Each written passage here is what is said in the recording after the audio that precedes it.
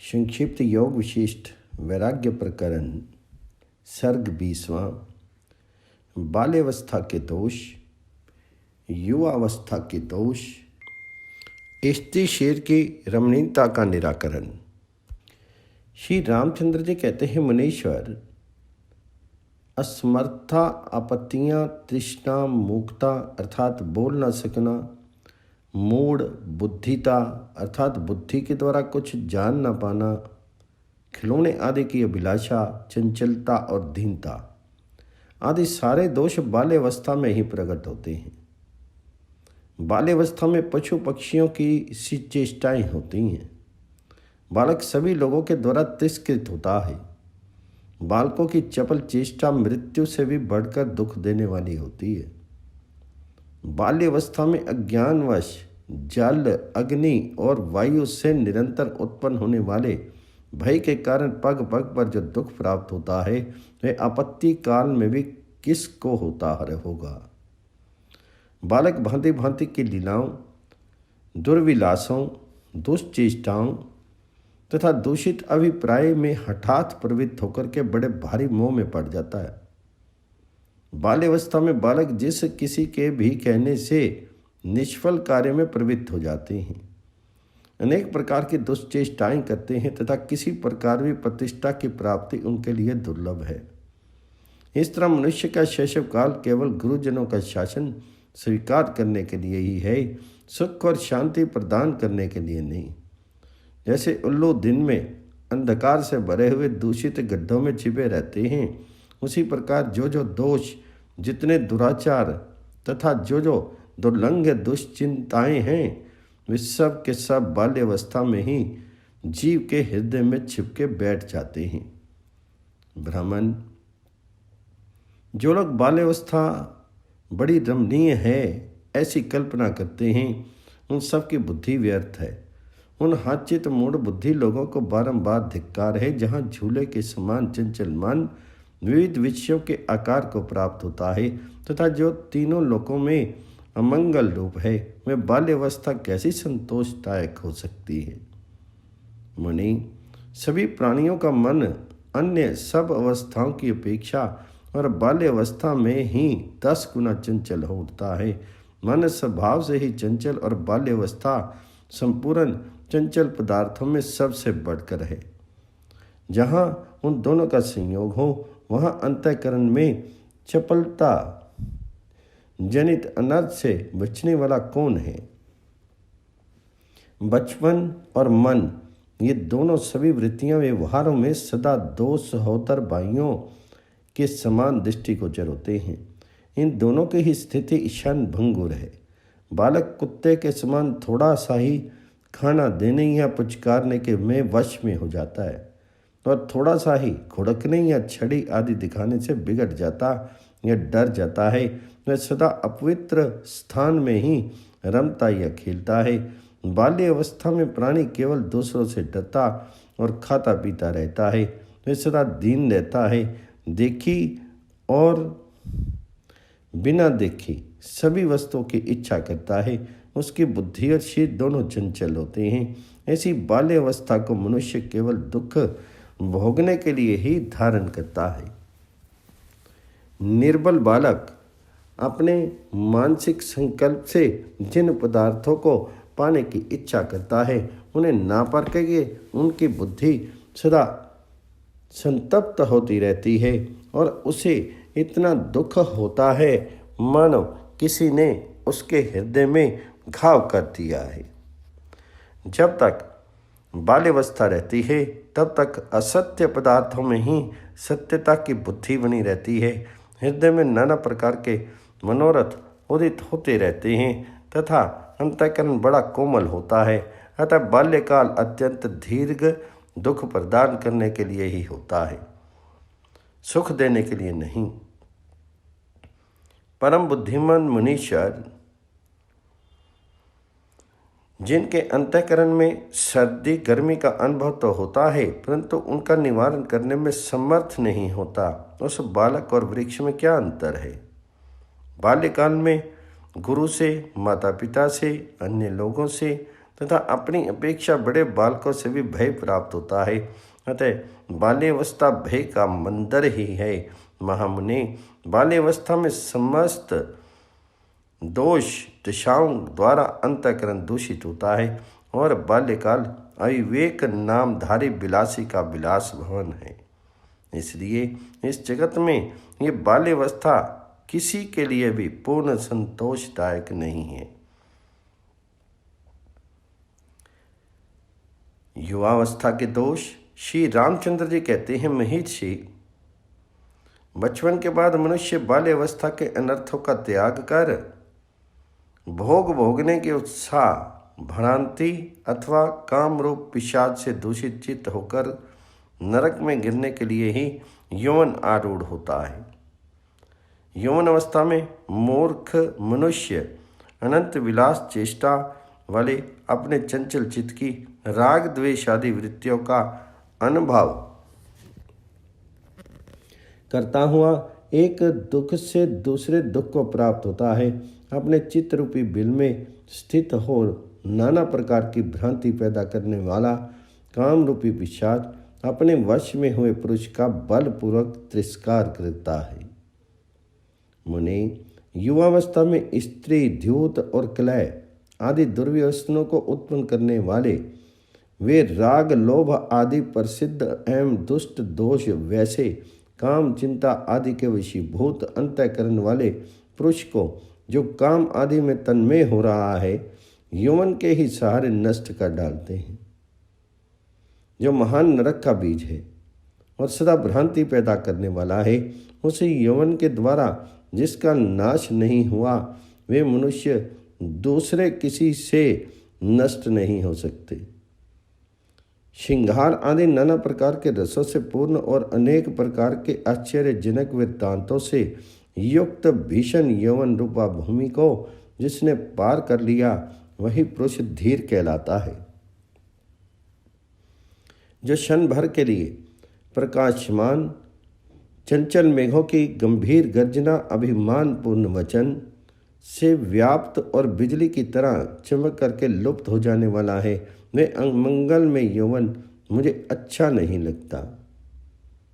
जो भोग के समय मधुर, अतः स्वादिष्ट, मनोरम और अंत में दुखदायी होने के कारण तिक्त प्रतीत होता है, जिसमें दोष ही दोष भरे हैं, जो सब दोषों का आभूषण तथा मुद्रा के मद विलास के समान मोहक है, यौवन मुझे कदापि अच्छा नहीं लगता। जो असत्य होकर भी सत्य सा प्रतीत होता है, शीघ्र ही धोखा देने वाला है तथा स्वप्न अवस्था में किए गए स्त्री सेवास के समान है, यौवन मुझे अच्छा नहीं लगता।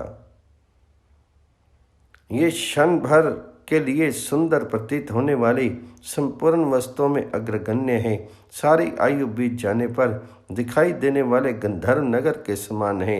ये सब लोगों को क्षण मात्र के लिए मनोहर प्रतीत होता है, अतः ये मुझे अच्छा नहीं लगता। ये यौवन ऊपर से तो रमणीय प्रतीत होता है, किंतु भीतर से सद्भाव शून्य है, अतः वैश्या स्त्री का संग के समान घृणित होने के कारण मुझे रुचिकर नहीं जान पड़ता। जैसे प्रलय काल में सबको दुख देने वाले बड़े बड़े उत्पात सब ओर से उमड़ उठते हैं, उसी प्रकार युवावस्था में सबको कष्ट प्रदान करने वाले जो कोई भी आयोजन हैं, वे सब निकट आ जाते हैं। युवा अवस्था का मोह मंगल में आचार को भुला देने वाले और बुद्धि को कुंठित कर देने वाले ब्रह्म का अतिशय मात्रा में उत्पादन करता है। जैसे दावाग्नि वृक्ष को जला देती है, उसी प्रकार युवावस्था में जीव प्रीतमा के वियोग जनिक दुस्सह शोक अग्नि से मन ही मन जलता रहता है। जैसे अत्यंत निर्मल विस्तृत एवं पवित्र नदी भी वर्षा ऋतु में मलिन हो जाती है, उसी प्रकार परम निर्मल विशाल एवं शुद्ध बुद्धि भी युवावस्था में कलुषित हो जाती है। बहुत सी उताल तरंगों से युक्त भयानक नदी लांघी जा सकती है, परंतु भोग तृष्णा की चपलता से युक्त युवावस्था नहीं लांघी जा सकती। वह प्राण वल्लभा, वह सुंदर मुख कितना मनोरम है। युवावस्था में इसी तरह की चिंताओं से मनुष्य जर्जर हो जाता है। रजोगुण और तमोगुण से पूर्ण ये विषम यौवन रूप आंधी संपूर्ण सद्गुणों की स्थिरताओं को नष्ट करने में दक्ष है। मनुष्यों के यौवन का उल्लास दोष समूहों को जगाता और सद्गुण समुदाय का मूल उच्छेद करता है। अतः उसे पाप वैभव का विलास कहा गया है। क्षीर रूपी उपवन में उत्पन्न हुई यौवन की बेल बड़ी रमणीय है। वह जो जो बढ़ती या ऊंचे बढ़ती है, त्यों ही तो अपने से सटे हुए मन रूपी भ्रमर को उन्मत्त बना देती है। क्षीर रूपी मरुभूमि में काम रूपी घाम के ताप से प्रकट होकर भ्रांति रूप में प्रतीत होने वाली जो यौवन रूपनी मृग तृष्णा है, उसकी ओर दौड़ते हुए मन रूपी मृग विषयों के गड्ढे में गिर जाते हैं। ये युवावस्था देह रूपी जंगल में कुछ दिनों के लिए प्रकाशित होने वाली शरद ऋतु के समान है। लोगों, तुम इस पर विश्वास मत करो। जब जब यौवन अपनी चरम सीमा पर आरूढ़ हो जाता है, तब तब संताप युक्त कामनाएं केवल विनाश के लिए ही बढ़ने या नृत्य करने लगती हैं। ये राग द्वेष रूपी पिशाच तभी तक विशेष रूप से नाचते फिरते हैं जब तक कि यह यौवन रूपनी रात्रि पूर्ण रूप से नष्ट नहीं हो जाती। जो महामुग्ध पुरुष मोहवश क्षणभंगुर यौवन से हर्ष को प्राप्त होता है, वह मनुष्य होता हुआ भी निरा पशु ही माना गया है। जो मनुष्य अभिमान या अज्ञान के कारण मद उन्मत्त यौवन अवस्था की अभिलाषा करता है, उस दुर्बुद्धि को शीघ्र ही पश्चाताप का भागी होना पड़ता है।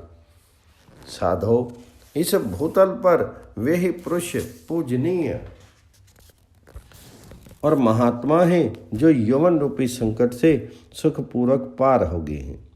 बड़े बड़े मगरों से भरे हुए महासागर को सुखपूर्वक पार किया जा सकता है, किंतु विषय चिंतन आदि महातरंगों के कारण उमड़े हुए और दुर्गुण दुराचार रूप अनेक दोषों से भरे हुए इस नंदनीय यौवन के पार जाना बहुत ही कठिन है।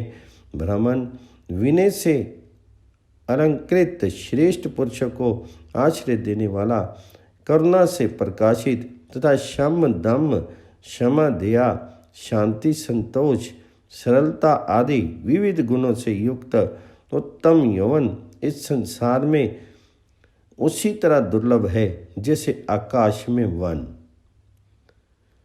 सर्ग 20 समाप्त। 21वें सर्ग में स्त्री शेर की रमणीयता का निराकरण। श्री रामचंद्र जी कहते हैं, मुनीश्वर, इधर केश हैं, इधर रक्त और मांस है। ये तो युवती स्त्री का शीर है जिसका हृदय विवेक से विशाल हो गया है।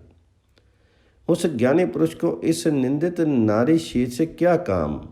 आदरणीय सुनो, बहुमूल्य वस्त्र और केसर कस्तूरी आदि के लेप से जिन्हें बारंबार सजा करके दुलराया गया था, समस्त देहधारियों के उन्हें अंगों को किसी समय गीद और सियार आदि मांसहारी जीव नोचते और घसीटते हैं। जिस शिखर प्रांत से सा उल्लास प्राहित होने वाली गंगा जी के जल की धारा के समान मोतियों के हार की शोभा देखी गई है। मृत्यु के पश्चात संपूर्ण दिशाओं का शमशान भूमियों में नारी के उसी मांस का आस्वादन करते हैं जैसे वन में चलने वाले गधे या ऊंट के अंग रक्त मांस और हड्डियों से संपन्न हैं। उसी प्रकार कामनियों के अंग भी उन्हीं उपकरणों से युक्त हैं। फिर नारी के प्रति ही लोगों का इतना आग्रह या आकर्षण क्यों है? मुने, लोग केवल स्त्री के शीर में जिस आपात रमणीयता की कल्पना करते हैं, मेरी मान्यता के अनुसार वह भी उसमें है नहीं। उसमें जो रमणीयता की प्रतीति होती है, उसका एकमात्र कारण मोह ही है। मन में विकार उत्पन्न करने वाली मद्रा में युवती स्त्री में क्या अंतर है? एक जहाँ मद नशे के द्वारा मनुष्य को प्रचुर उल्लास प्रदान करती है, वहाँ दूसरी काम का भाव जगा करके पुरुष के लिए आनंददायिनी बनती है। अतः अपना कल्याण चाहने वाले पुरुष के लिए दोनों ही सामान्य रूप से त्याज्य हैं। जैसे धूम को ही केश के रूप में धारण करने वाली प्रज्वलित अग्निशिखा, जो देखने में सुंदर किंतु छूने में दुस्सह है, तिनकों को जला डालती है, उसी प्रकार केश और काजल धारण करने वाली तथा नेत्रों को प्रिय लगने वाली नारियां, जिनका स्पर्श परिणामों में दुख देने वाला है, पुरुष को वासना की आग में जलाती रहती हैं। जैसे विष की लता सुंदर फूलों से मनोहर लगती, नए नए पल्लव से शोभित होती, भ्रमरों की क्रीड़ा स्थली बनती, पुष्प गुच्छ धारण करती, फूलों के केसर से पीले रंग की प्रतीत होती, अपना सेवन करने वाले मनुष्य को मार डालती या पागल बना देती हैं, उसी प्रकार कमनीय कामनी फूलों का श्रृंगार धारण करने के कारण मनोहारिणी लगती, कर पल्लों से शोभित होती, भ्रमरों के समान चंचल नेत्रों के कटाक्ष विलास का प्रदर्शन करती, पुष्प गुच्छों के समान फूलों के केसर की भांति सुनहरी और कांति से प्रकाशित होती, मनुष्यों के विनाश के लिए तत्पर रहती और काम भाव से अपना सेवन करने वालों को उन्माद एवं मृत्यु आदि के अधीन कर देती है। मुनिश्रेष्ठ, काम रूपी की रात बहेलिये ने मूढ़ चित्त मानव रूपी पक्षियों को फंसाने के लिए स्थिर रूपी जाल को फैला रखा है। जन्म स्थान रूपी छोटे छोटे जलाशयों में उत्पन्न होकर धन रूपी पंख में विचरने वाले पुरुष रूपी मत्स्य को फंसाने के लिए नारी बंसी के कांटे के में लगी हुई आटे की गोली के समान है और दुर्वासना ही उस बंसी की डोर है। नारे के नेत्र से, नितंब से अथवा भो से, जिसमें सार वस्तु के नाम पर केवल मांस है, अतः जो किसी काम की वस्तु नहीं है, मेरा क्या प्रयोजन है? नहीं, मैं सब लेकर के क्या करूँगा? ब्राह्मण, इधर मांस, इधर रक्त, इधर हड्डियाँ हैं, यही नारी का शीर है, जो कुछ भी दिनों में जीर्ण शीर्ण हो जाता है। संसार के मनुष्यों, नारी के अंगों को थोड़े ही समय में होने वाला ये परिणाम मैंने तुम्हें बताया है, फिर तुम क्यों ब्रह्म के पीछे दौड़ रहे हो? 5 भूतों के सम्मिश्रण से बना हुआ अंगों का संगठन ही नारी नाम से प्रसिद्ध हो रहा है। अतः विवेक बुद्धि से समस्त कोई भी पुरुष आसक्ति से प्रेरित होकर के क्यों उसकी ओर टूट पड़ेगा? जैसे हथनी के लिए चंचल हुआ हाथी विंध्याचल पर्वत पर उसे फंसाने के लिए बनाए हुए गड्ढे में गिर के बंध जाता है और परम शोचनीय अवस्था को पहुंच जाता है, यही दशा तरनी स्त्री के मोह में फंसे हुए तरुण युवक की होती है। सर्ग 21 समाप्त।